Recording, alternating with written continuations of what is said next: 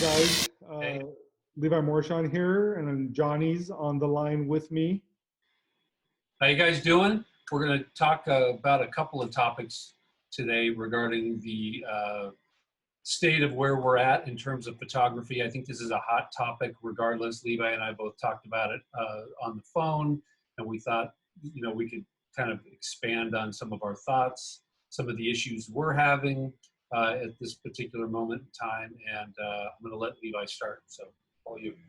So, and one of the things that I think is uh, kind of a good thing to just kind of mention is, so I'm in Portland, Oregon, where the market's a little bit different than where Johnny is in Boise, Idaho.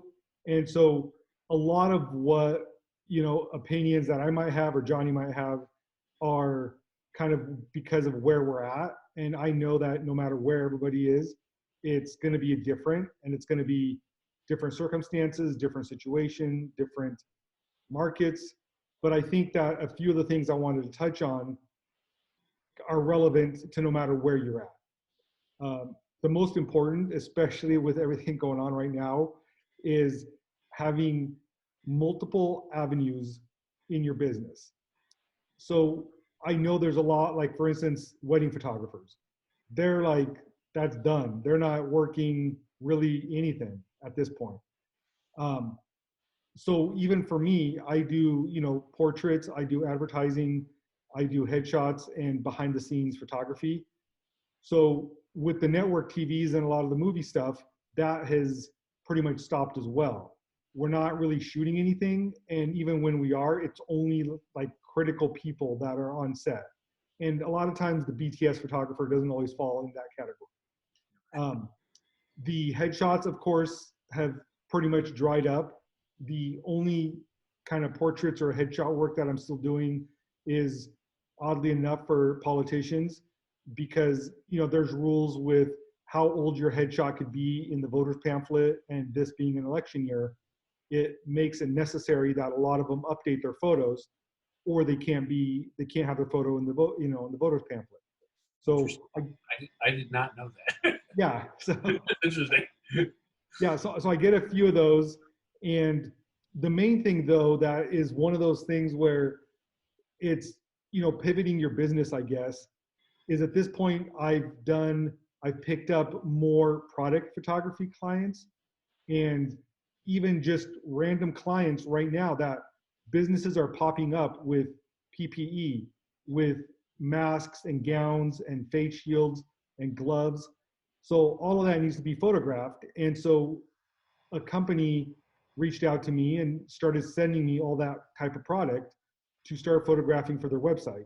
So even in this downtime, sure, I'm not doing as much, in one direction, but then you pivot and position yourself in another direction where you still have income coming in, but you're adapting to what's going on in the market. And so people can send me product, I shoot it, send them the photos, they pay me online, I give them the uploads online.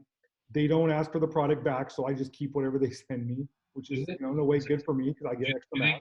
they, do they most of the time they do? Because Yeah. they don't want to absorb the cost shipping it back to the, No, that's one thing. They don't want to absorb the cost. And with the virus stuff going on, they they don't don't want, want just, they're not going to be able to reuse the product. right. So it's just, it doesn't matter. It's, what they pay for it, I'm sure, is way less than what they're charging. So So, let's talk about that for a second, because that's kind of a niche market. I mean, so if you're going from headshots to, product photography, ideally right now it's a great time to be doing product photography because you can be in your own studio.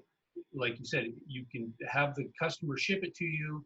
It's completely hands off. Everybody's got their 6 feet of separation in terms of, being healthy in a safe environment. So that's a great option. And there's another one that you wanted to talk about as well. yeah, the other, so that's one of the ways, is just adapting to kind of what's going on in this, your town, your world, whatever it is. The other thing is, because just like we're doing this over Zoom.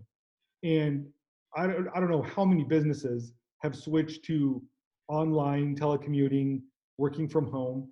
So at this point, it's more critical than before even to have a solid profile picture. And again, that's where headshot photography, portrait photography is going to come into play, because you can do that, like even when I do portraits now, like we don't have a makeup artist, we don't have a stylist, so that way nobody gets close to the person. Right. But when we are, photographing the person, you can keep your distance, you can do your thing. And I mean, things are going to loosen up. So it's not like it's going to be this restrictive for, the next 10 years. But at this point, it's harder, but it'll get easier to do that. But then I think more businesses now that are doing telecommuting and seeing that, hey, this might be a way for us to be able to do this, save some money, let some of our employees work from home. But then, when you go, the first impression you get of a business now is what you see online, is their headshots and their about page. And so the more solid and cohesive that is, and everybody looks the same and has got the same thing, that's going to make you look more professional. Well, and I had a client call me here in Boise. We talked about it. He called, he's an international traveler, and he said, I mean, right from his mouth was that he does a lot of these Zoom calls, and he wanted his profile picture when he started. And I don't use Zoom a lot. I mean, this is probably my third time I've ever used it. Mm-hmm. But he said that that was the priorities, that he wanted his Zoom picture to look professional, Mm-hmm. And match his, genre of profession, so that he looked sharp. And I think, one of the things you and I talked about is you've got now 30 million people. Mm-hmm. There are 30 million people in the country. Now 30 million of them are unemployed. So when you start looking at like Facebook, LinkedIn, I'm a big LinkedIn guy. I mean, so there's a lot of people that don't have a very put together LinkedIn profile. I mean, like their photo is just kind of like, they're at the beach, they got their shirt off. I don't think that's going to fly. I think because it's going to get more competitive for people looking for work. Yeah. I'm just saying, you're going to have to sharpen up your image. And I don't think the old way of, looking like you're the beach bum, throwing up a peace sign is going to cut it. And, what are your thoughts on that? Yeah, no, I completely agree. Like, especially even now, I'm seeing more and more when I get an email from a business, they have their contact information attached to the bottom, plus a photo, plus some kind of a headshot. And one, that puts kind of a face with the communication you're doing. But the more professional, it might seem like a little thing, but I think that if somebody's looking through resumes and somebody has a solid professional shot, Yeah. it might just be a subconscious thing, but it might just lean that person to that direction. And, so yeah. You're totally true. And I use your headshot that you did a few years back, which I probably need to update. But like I use that in my resume if I have, I'm in between for some work. Because obviously the photography on my end in Boise, that's a whole nother story, is a little slow in my world, because it's people here are just not as, they're not, coming from Portland after living there with you for, not you in particular, but like living in Portland for 38 years, people there have a different view of what their professional portfolio looks like, their headshots. And here it's not, people here are very, loose cut, and that's fine, but they don't put as much emphasis into their headshot as they do in Portland. So then they're just two different spaces, and that's fine. But at the end of the day, I think you're right. Having that picture in your resume, and whether it's even just an online profile, I think is highly important, because we do look at people, and I use your picture that I've been using for years as part of, a resume. If I have to send it out, I put it up in the left corner, and I think it looks great.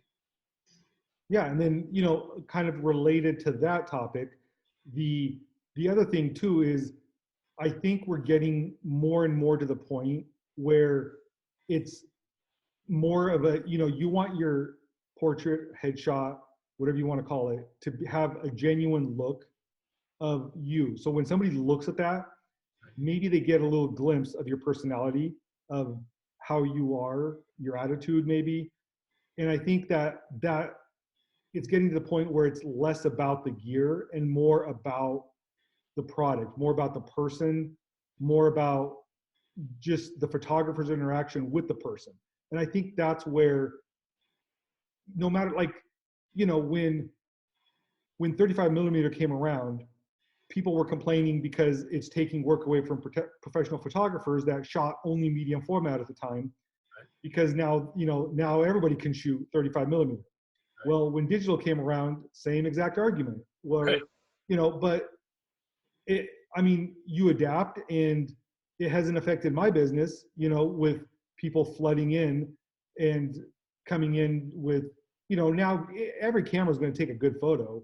That's not the point. The point is, within the last 10, 15 years, you could use an EOS 5D and sure, you're still going to get a fantastic photo. You sure. are. So I think most of the time now, especially in headshot and portrait work, it's how you can pull expressions and real, genuine looks from your clients.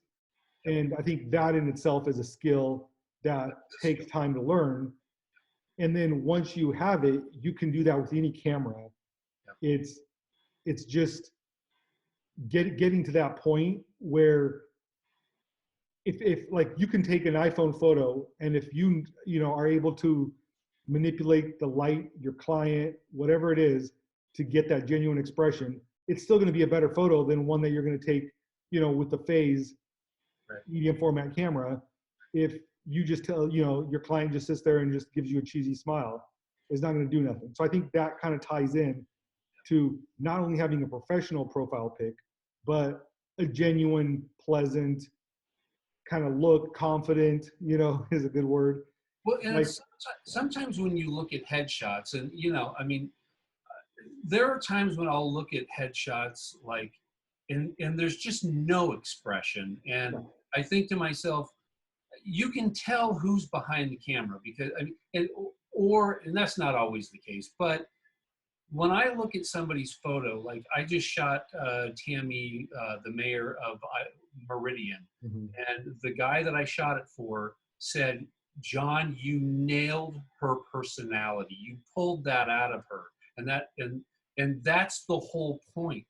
It's not so much that it has to be that perfect, drop down, and then what I'm talking about. Sure. It can just be a natural. It still has to have good composition, but at the same time, I feel like when you have and I'm like a bad example, because my profile pic that I have that you shot of me is the one that I use, where I'm kind of stoic.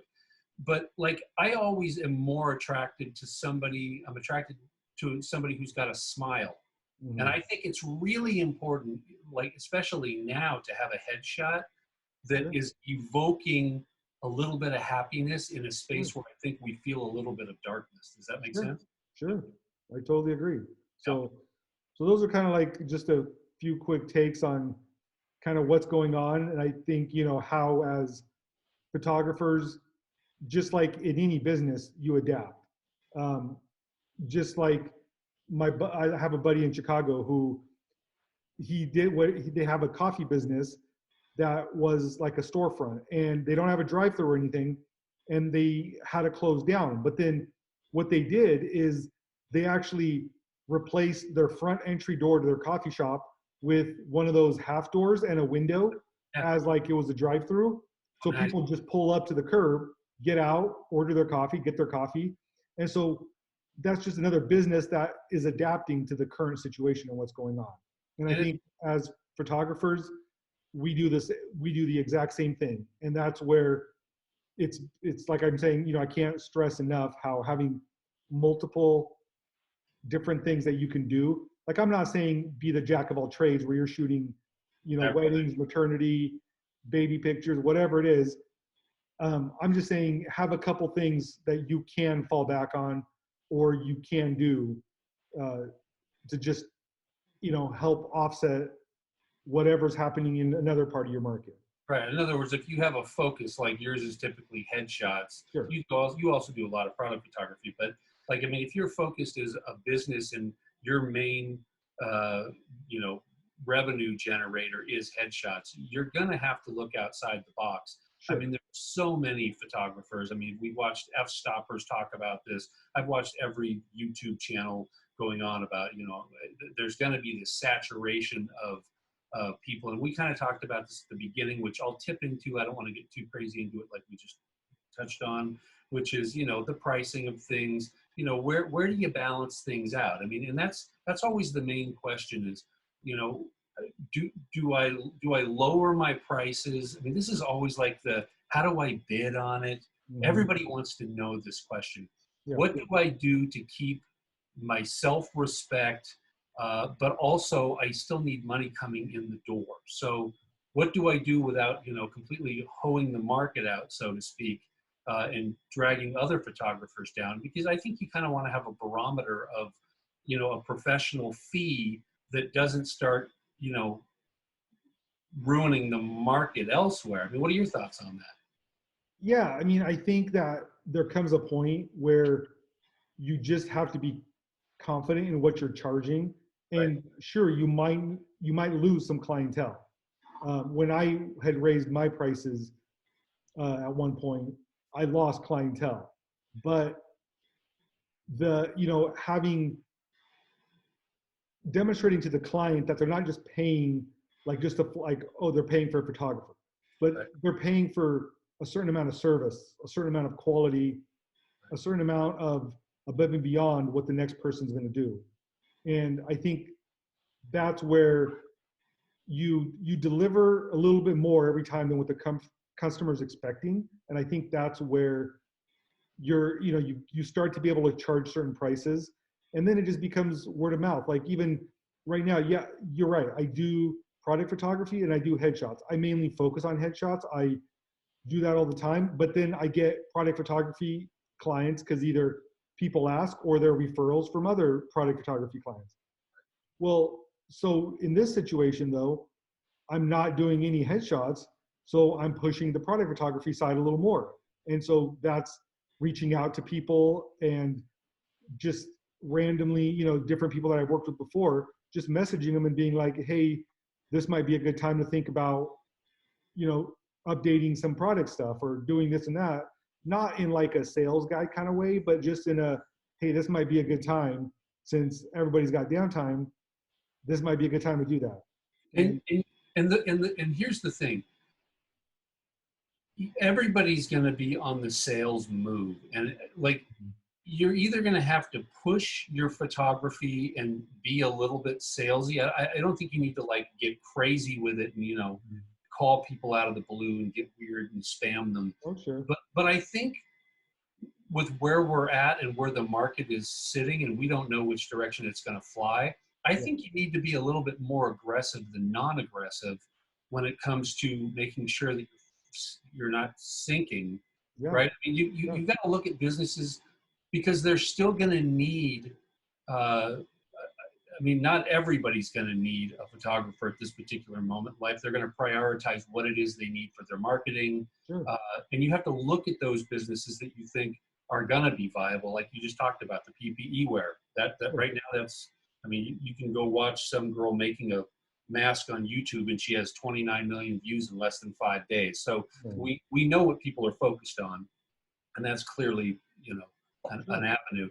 So what other avenues do you think people could focus on? If you're a wedding photographer, and you and I mean, we've done some wedding stuff together, and I'm not a wedding photographer, but what's your opinion? I mean, what would you do if like your primary uh, source of income had been weddings, and we've now slowed down? Mhm. What would you do? That'd be a tough one. That'd be a tough one because you're not, I would just, I think is one of those things where you'd have to start focusing on later down the road, like next year's bookings. Right. If I was in that kind of a situation, I would fine tune my website. I would fine tune my marketing materials. I would focus on what I can focus on. Right. And start reaching out to people in that way, even if it's one of those things where you're just, having to offer some kind of a discount for like early bookings to get some money coming in. You could also, one of the things is, oh no, I just got a thing. It says like, Ooh, we've just been upgraded, everybody. no, we just had like a time limit message come on the screen. We did, but we just got upgraded. So hey, yay for us. Anyway, so keep going. So discounting. So I think that's where discounting could come into play a little bit. I think maybe even, there's companies out there like even Squarespace and stuff where you're able to promote prints. So even maybe weddings you've done, just kind of, if there's new products available, to send those out to clients send like an email showing, hey, these new clients. And then, like a lot of the newer stuff, they actually incorporate the actual photos you took onto the product so they can see what it looks like. So I think things like that is pretty much all you can do in this point. And again, it's always city specific, state specific. You could do a social distancing type of photo shoot where you could, you meet up in a park and the couple can just, they're together, do whatever. And then you're there to photograph and document it. So, and I just saw one by the Boise River yesterday as I was coming across, right as you come into Eagle, and there was a couple by the Hilton Garden Inn or whatever the heck it is, and kind of tucked within the bushes. And I looked at my wife and I'm like, oh my gosh, so I mean, people are still going to get married. They have dates. Sure. A lot of people here in Idaho do it in their backyard, so you can still have social distancing from a step away. There was one other topic that I wanted to touch base with you on, which was we were talking about the weddings. Dan, you know who Dan Milner is? Yeah. Have you run into Dan Milner yet? No. He's a fascinating guy. He's on YouTube somewhere, but he's actually a photojournalist, but he does like coffee table books, and you and I talked about this, which I think is going to become popular. I think it's something that you could add into your marketing. Like if you're doing wedding, I know a lot of people already do that. So I may be speaking completely out of left field, but even like just like family books, like, there's a huge Mormon community here. People do a lot of family photos here. You could incorporate, instead of just doing like a family shot, you could add in as an upsell, that coffee table book that is going to, stay around for years. I still have books that I've had since I was in my 20s. So, food for thought. What else? Updating your website, maybe polishing up your prices a little bit. But I think, I think it's looking to the future and just planning for that is in those kind of situations. If you're, different, and that's why each market is different. And that's why even each niche or genre of photography is different. Like if you're, a maternity photographer, people are still having babies. And so I'm sure there's, again, just, it's about getting creative, which is what we would do best, and figure out ways to adapt to what it is that's going on. And that's, at the end of the day, that's really all you can do. And I think one of the takeaways that I'll kind of start wrapping up on is, with all of this time that we've had, all sitting in our homes, I think our priorities have changed a lot. A friend of mine the other day said, he's like, John, he says, think of life as a river, and when you dam it up, what happens? It starts making arterials, right? It starts like the water finds a different path, and sooner or later it like changes its behavior. And I think a lot of us have changed our behavior within the last 60 days, to say the least.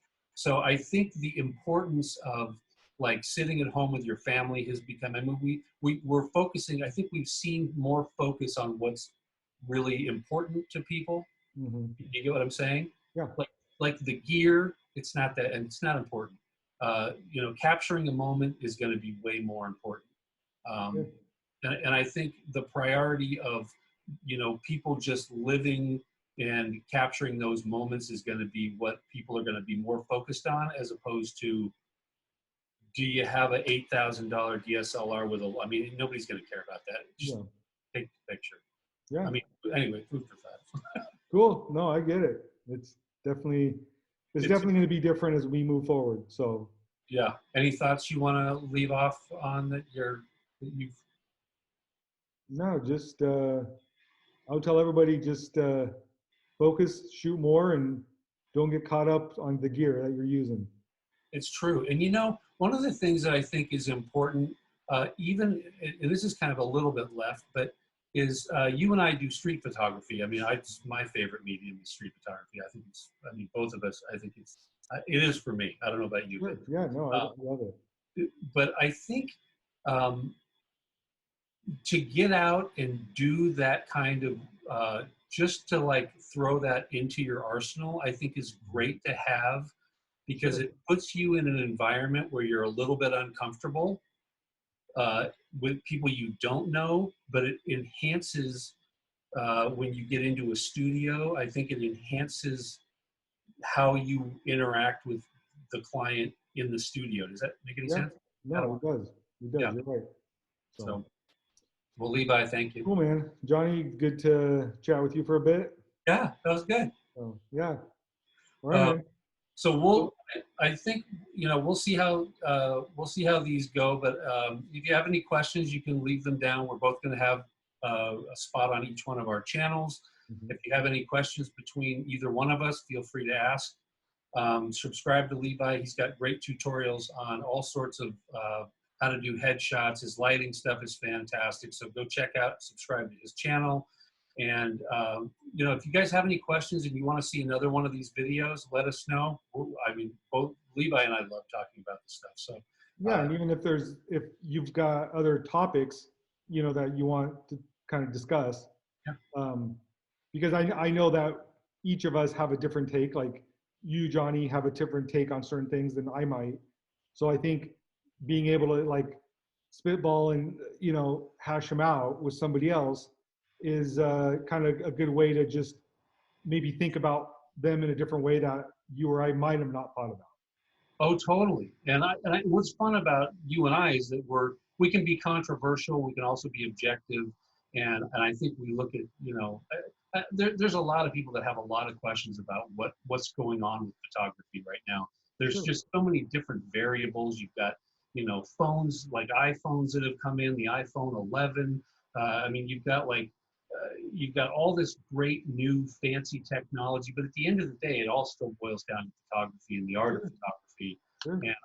And I think we're both utterly passionate about it. I mean, I know I am. I didn't even like photography. I hated photography class. And Yeah. here I am. It's one of, I mean, so I probably spend more time just watching photo, videos online. But if you have any questions, let us know. We'll be happy to answer them. Uh, Levi? Yeah, no, it's great, and thanks for anybody who tuned in. It's Yeah. I'd love to hear your thoughts on even what we were talking about. If you have a different take than we do. And we'll talk about off camera here about like setting up a date that we can do Sure. about this, so that we could do one of these a week, or and kind of answer some of the questions that Sure. come about.